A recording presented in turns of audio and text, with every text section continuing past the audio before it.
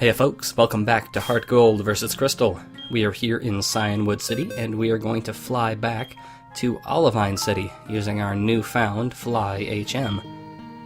Now, Fly isn't going to be a permanent mainstay on Bree, since Fly is a physical move and Bree is mostly a special fighter, but it'll be nice to have a flying type move. We won't get the next, good flying type move that will actually fit her moveset until much later. And it's a very nice navigational tool. Fly, if you've never played a game before, allows you to instantly warp to just about any Pokemon Center you've gone to. There's probably an exception somewhere in the world that I'm forgetting about, so I won't say anything definite. But it's a fast travel system, and it's very useful. For a while, I would avoid using Fly in-game, because there are better moves that aren't two-turn moves, but I think my use of Solar Beam in this playthrough has kind of softened me to two-turn moves. And come on, it's in-game, you can get away with it. It's one move slot out of 24. So, is that... yes, 24. Seeing if my math is right. But anyway, we're back in the Lighthouse delivering the secret potion to Jasmine, who will give it to Amphi, who will then save the world.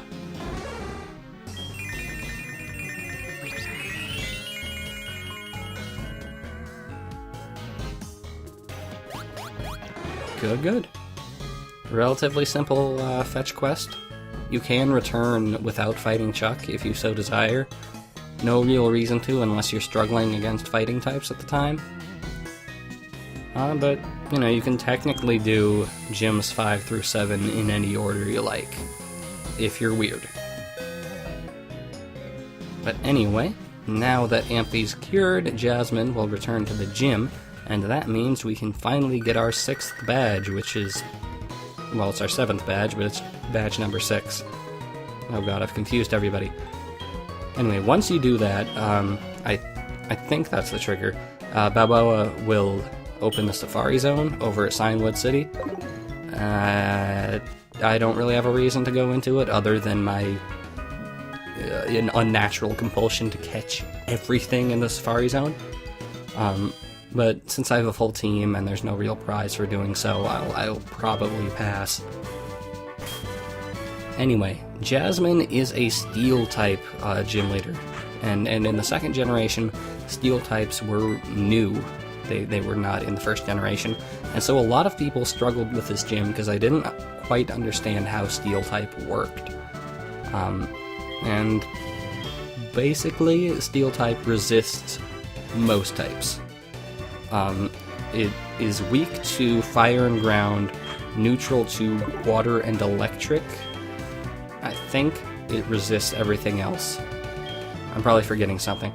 But that meant that a vast majority of the moves that a lot of people had didn't do a whole lot against Jasmine's team.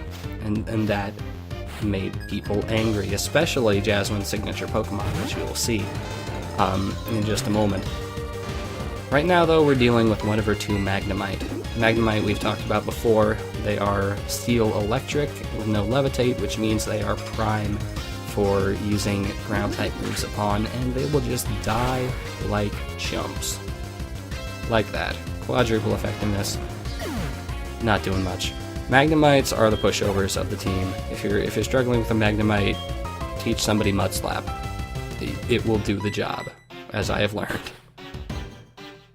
Anyway, the real threat of her team, or at least the one that gave children nightmares, is this Steelix here, who I think is named Rusty, if I understand correctly. Jasmine makes a cameo in the Pokemon contests in Diamond, Pearl, Platinum, and uses their Steelix, and I believe it's named Rusty. Anyway, it is the evolution of Onix and has extremely high physical defense as a result, and decent speed for a slow, lumbering steel snake like that. But that means basically you want to use special moves all the time against it. And a lot of jerks will be like, oh, it's so easy, just teach somebody Surf and it'll die really easily because it sucks, it has horrible special defense. Well, look at this. Klaus doesn't have the highest special attack in the world, but it's still a 4 KO, and Steelix is a dangerous Pokemon in its own right. Steelix, I will not give you any grief if you have trouble against Steelix. Magnemite, on the other hand, God help you.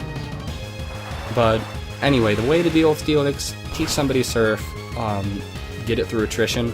You saw I tried to get the Leech Seed in there, which is a sound strategy, as it has paid off for many other fights.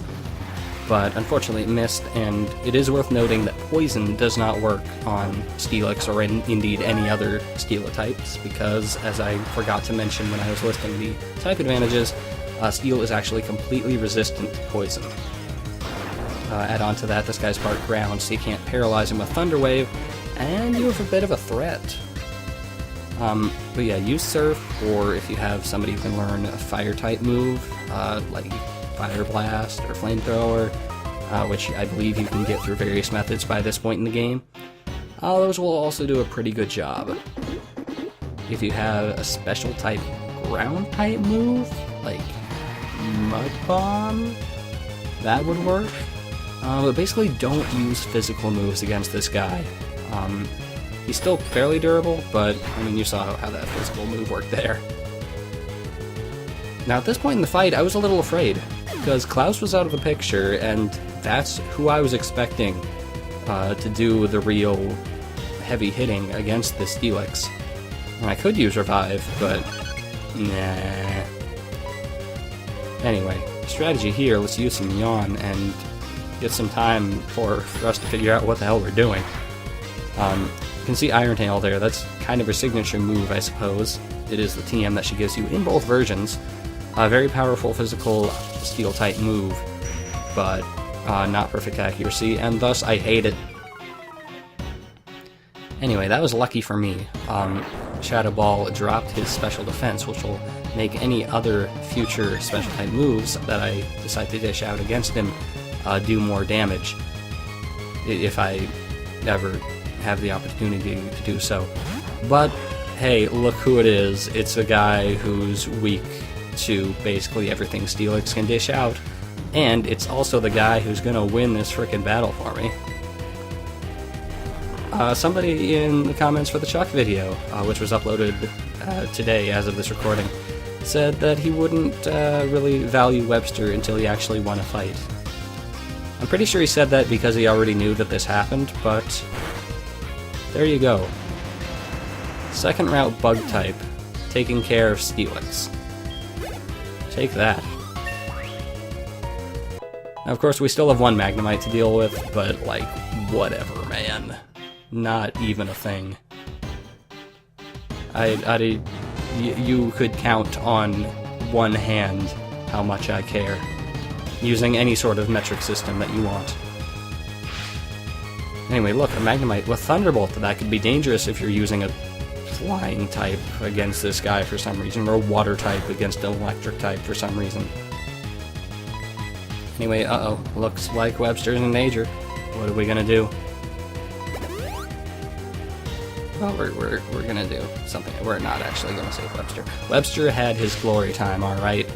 Don't patronize me.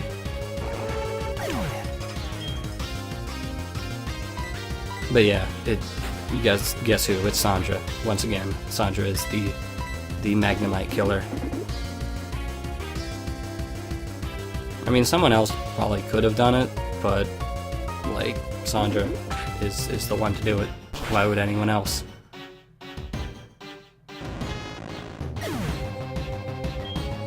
And that takes care of Jasmine. Not the hardest fight in the world when you're prepared for it, but can definitely screw you up if you're not prepared for it. Anyway, check out the Crystal version after this commercial break. Alright, it's the Crystal version. Let's see how it goes. Now, things might be a little different for you as a player in this version because of the special physical split that was introduced in the 4th generation. In that, in 4th generation, you might have special moves that would be super effective against these guys, that would be physical in this generation, because they were, say, ground type, like I said, Mud Bomb before the commercial break. But overall, the killer moves to use against Jasmine are the same. Use Surf, use Fire Blast, use things like that. And again, Jasmine's killer Pokemon is Steelix once again. Now let's see if Frida can actually get her Leech Seed in this time. Good. And as you know, Leech Seed means death eventually, if I'm patient enough.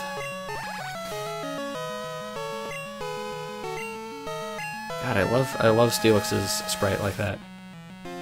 Now, using Stun Spore rather than Sleep Powder, because I know that Frida's probably not going to survive this whole time, so I'd rather just have Steelix slowed down or potentially paralyzed for anyone who decides to come in.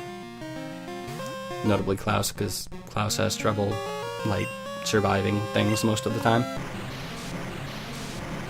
And yeah, it's the same strategy that I was initially going for against Steelix in HeartGold. It's Klaus uses Surf and hopefully wins. But it's a trap. Steelix has Sunny Day in this game rather than Sandstorm. And Sunny Day will lower the power of Water-type moves used. Now, it's also kind of a double-edged sword for her because it'll power up any Fire-type moves, which are also really good against her. But I imagine Water-type moves are a little more common, so they planned for that. Anyway, since Surf was, like, weakened, I decided to use Strength for some reason. I think honestly either one would have been perfectly ineffective. Because, like, I made Strength against the Steelix. I don't remember his base stats off the top of my head. Something like 200 base defense. Not going to do a whole lot. But the Sunlight, as you can see, really sapped Surf's power. It did less than Leech Seed. That's saying something. But yeah, Steelix may come down to attrition if you're unlucky, since again it is one of those very durable Pokemon. But there are plenty of ways to combat it. I mean, look at Surf without the Sunny Day. Did plenty.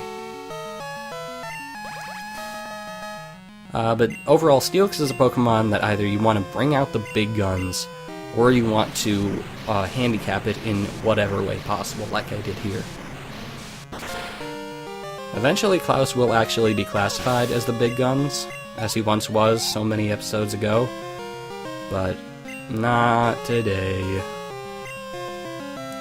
And of course, Magnemite, once again. Why I did not switch out Klaus? I think I wanted to level up. Oh yes, I definitely wanted to level up, and you'll see why in just a few minutes. Maybe in just a minute, I don't know how much time has left, but... Oh, doesn't this look familiar? Magnemite's using Thunderbolt on Webster. Amazing. But this time, Webster has Dig on his side, which means Magnemite has no hope for survival, and it must make its time. And it's down. Again, not the hardest gym leader I've faced, but I do have strong memories of her being very difficult. Just prepare yourself, and you should be alright. And again, you can go face Chuck and Price first if you want experience. Anyway, this is why I wanted the level up. Klaus finally becoming a big gun. Cookie. Yes, sir, you do. So, hopefully Klaus will regain some stature there and do a lot of damage. And HeartGold Klaus is not too far behind.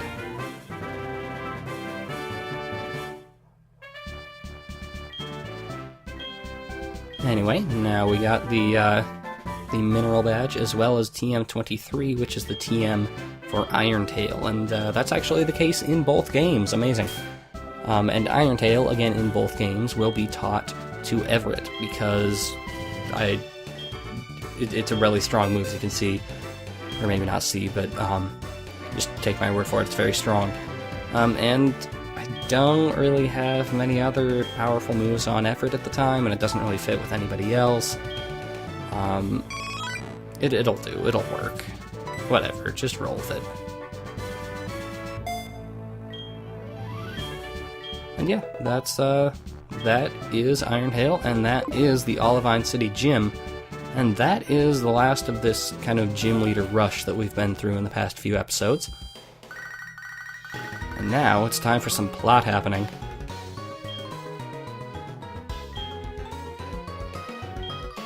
No, I don't know anything about Team Rocket. I most definitely have not foiled their plans twice already.